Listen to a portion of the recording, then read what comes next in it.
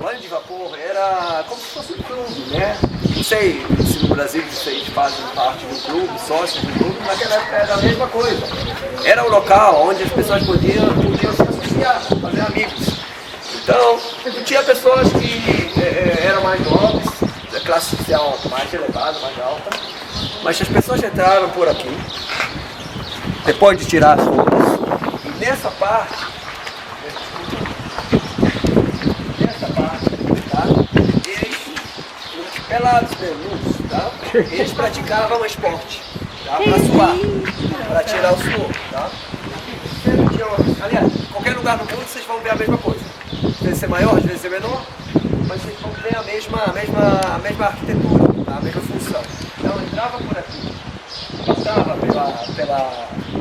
pelo esporte, tá? Esse mármore é daquela época, é original. E aí entrava nessa área, agora no banho, tinha 3 setores. Tinha setor de água fria, água morna, e o setor mais importante, a gente vai ver agora, que é o vapor. Vamos ver como é. Agora, se você fosse um escravo, podia ser ajudante, podia trabalhar na cozinha, podia trabalhar aqui, podia ser gladiador também, a gente vai ver daqui a pouco, um local onde tem muitas coisas, tá? Mas era escravo. Então as pessoas que ficavam aqui, tinha como se fosse uma sauna, e esse era o local da fofoca, das conversas, era um local essencial e importante no mundo romano. Agora a gente vai num outro local, aonde podemos comparar, não se ofende, tá?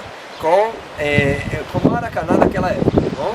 Aonde as pessoas tinham 360 graus, tá? Aqui também no mar, essa parte do mar ia cair, tá? E aqui era um anfiteatro, o local onde fazia a luta de gladiadores. Parece meio oval, né? É um pouquinho oval, mas era um anfiteatro. Porque na verdade o que aconteceu aqui, as pessoas, tinha aqui um hipódromo, local de corrida de cavalos, e aí as pessoas começaram a falar que é um puxado, tá? A corrida de cavalo. E aí o que eles decidiram, cortaram o hipódromo, fecharam aqui para a luta de gladiadores. A luta de gladiadores era uma prática bem normal e bem emocionante naquela época.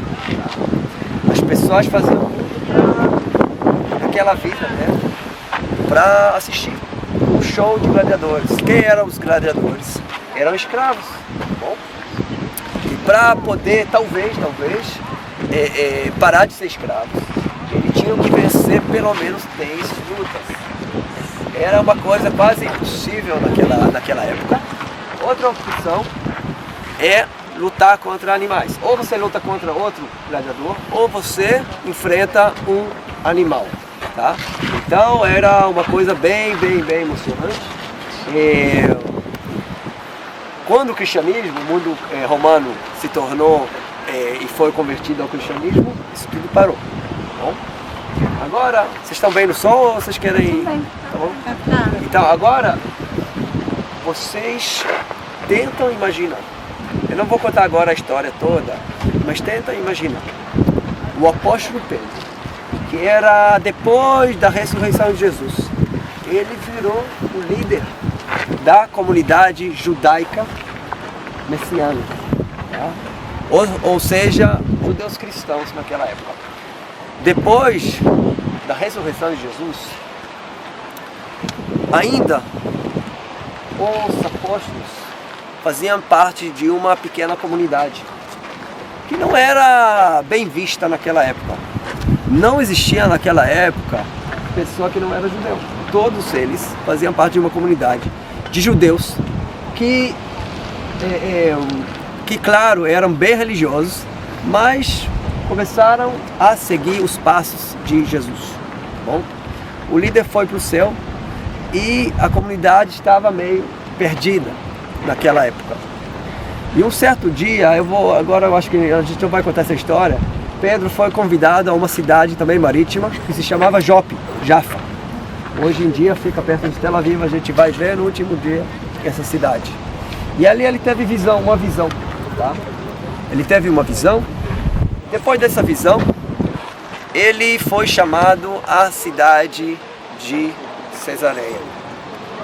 Agora, quando ele recebe esse convite para a cidade de Cesareia, gente, não é óbvio um judeu religioso sair do seu ambiente de conforto religioso e viajar para a cidade de Cesareia, que era o símbolo do paganismo daquela época, tá? Mas ele foi convidado para uma casa de uma pessoa que se chamava Cornélios, centurião, ou seja, general do Império Romano. No Novo Testamento, nos Atos dos Apóstolos, capítulo 10, eles contam que o Cornélios era uma pessoa muito boa, ligada a Deus, rezava, dava esmola, tudo isso aí, rezava bastante e pedia a ajuda de Deus. E Deus realmente manda Pedro até a sua própria casa, tá? Tô cortando a história, tá bom? Porque tem mais uma parte, mas eu acho que não é o momento aí. E Pedro, ele vem até a cidade de Cesareia e fica em frente à casa de Cornélios. Cornélios, que já conhecia os hábitos de Deus, ele chama toda a família e espera na parte de fora da casa, tá bom? Para o Pedro não ter constrangimento, tá? E Pedro estava meio confuso. Ele foi chamado, era chamada de Deus, ele sabe disso. Mas o que eu venho fazer aqui? O que eu vim fazer aqui? Nesse local dos pagãos, nesse local dos gentios, tá? E aí Cornélios abençoa Pedro, e até tem uma cena bem emocionante que ele se ajoelha em frente de quer beijar a espécie de Pedro, e Pedro fala para ele: para com isso, eu sou um homem também, tá? E aí Cornélios pede para Pedro uma certa ajuda, e o apóstolo Pedro começa a contar a história de Jesus. E ele começa a contar e contar. Ele chega na parte da ressurreição e fala um pouquinho sobre os profetas, e de repente acontece algo que muda completamente a história do Pedro, dos apóstolos e de vocês também. Tá?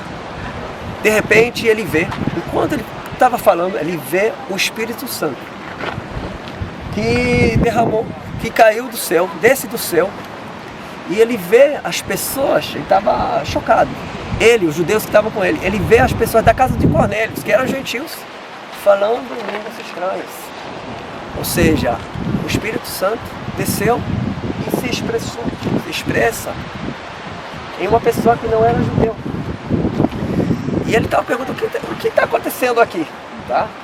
E logo depois que ele teve essa prova, que Deus rompeu as barreiras entre judeus e não judeus, ele entra na casa de Cornélios e ali ele faz o primeiro batismo na água de uma pessoa que não era judeu. Tá bom?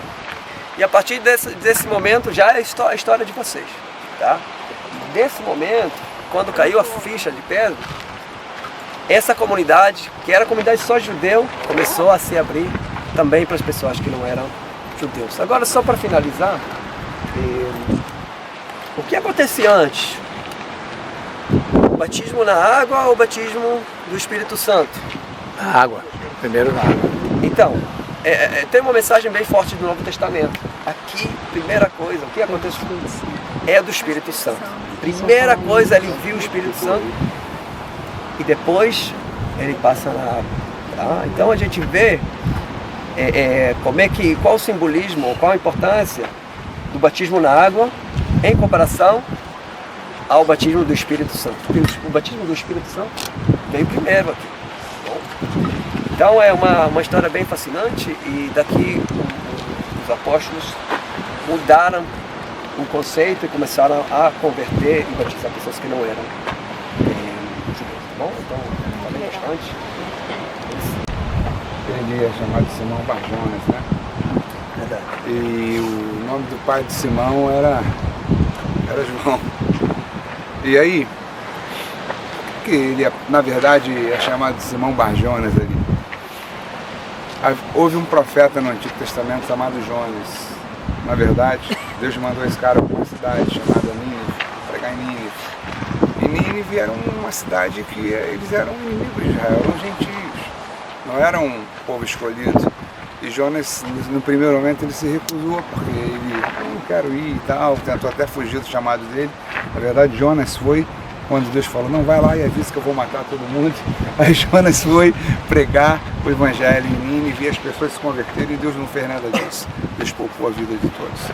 Mas, na verdade, quando é feita uma referência de Pedro, Simão Bar Jonas, Simão filho de Jonas, na verdade, a gente tem um apontamento de que foi Pedro, o primeiro cara, a nova aliança, que abre o evangelho aos gentios. Quem eram os gentios? Aqueles que não eram judeus. Então ali Pedro constatou. Pedro ficou até meio assim, nessa visão, nessa chamada que ele teve de ir na casa de Cornélio, Pedro ficou até meio assim, cara, como é que eu vou fazer lá? Como posso eu ir lá me misturar? Mas ele foi dirigido pelo Espírito Santo e ele ali teve a constatação de que o Evangelho de Cristo, que as boas novas não estava simplesmente restrita ao povo judeu, mas era para todo mundo. E ali ele começa um processo que se inicia e hoje nos alcançou dessa forma tão benevolente. Então, eu queria deixar essa menção aí para vocês aí, dessa ligação de que há, né, de que pai de Pedro na verdade era João, mas ali naquele momento ele recebe Simão Bar Jonas por conta disso. Pedro foi o grande cara que trouxe o Evangelho da Graça, na Nova Aliança, abrindo as portas depois para o apóstolo Paulo consolidar a coisa aí.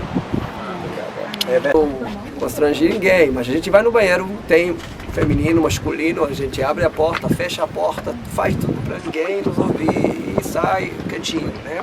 Naquela época não era assim, tá? Antes de entrar na luta de gladiadores, as pessoas tinham que se aliviar, e se aliviava junto, tá? Então aqui a gente está numa latrina. Olha só como é que é bem pensado, tá? Cada um tem o seu tamanho sabe? Tá? E aí tinha o canal de água que levava as fezes e o xixi. E aqui tem um canalzinho para poder limpar a mão, tá bom? Atenção câmeras, tirem foto dos pastores todos no vaso sanitário. Oportunidade única. Esse é o papo de Faz o vídeo. Aí, fazendo vídeo. Inclusive aqui é a sua atração. Então, Maurício, mas um detalhe que vocês vão observar é o seguinte, não tem nem cheiro, pastoral é tranquilo. É o ar livre. É a vantagem, realmente. Olha, eu não posso confirmar isso.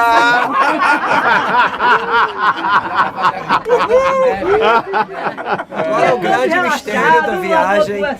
E se aqui fazia, né, xixi, cocô, e aqui lavava as mãos, como é que limpava? A gente não sabe, na rabona, tá bom? A gente não sabe exatamente. Com a mão. Tinha uma chuvinha. Se suasse, então... Talvez, não sei, eu não sei. Folha de tamareira. Lavar a mão, ninguém Dizem que não chamava, né? Que precisava lavar. O governo romano estava aqui, estava presente aqui. Ele vivia aqui, com o banho de vapor, com os pessoas dele, né, o povo dele, que é grego-romano, com todos os prazeres e lazeres do mundo romano. E somente na época da Páscoa, de Pessa, judaico, ele como governador, queria comandar de perto lá em Jerusalém. Por quê? Era como se fosse carnaval, tá? Grande carnaval, multidão de pessoas. Então o chefe da polícia precisa estar presente no local onde tem uma grande festa. Então ele foi para Jerusalém para fazer para comandar ali dentro dessa grande festa, e ali ele encontra Jesus, tá bom? Mas ele vivia aqui, nesse local, nesse palácio, infelizmente, pouca coisa assim, não? Muita coisa que sobrou, vai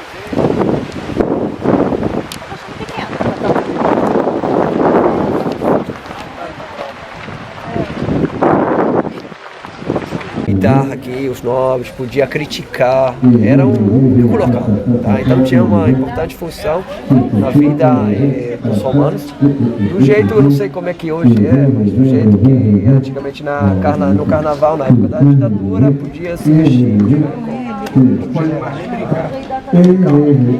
O pessoal pode subir? Pode subir. Olha, se pode subir lá Só em toma cima, cuidado, vai ter uma tá bom? visão. Se vocês querem, a gente...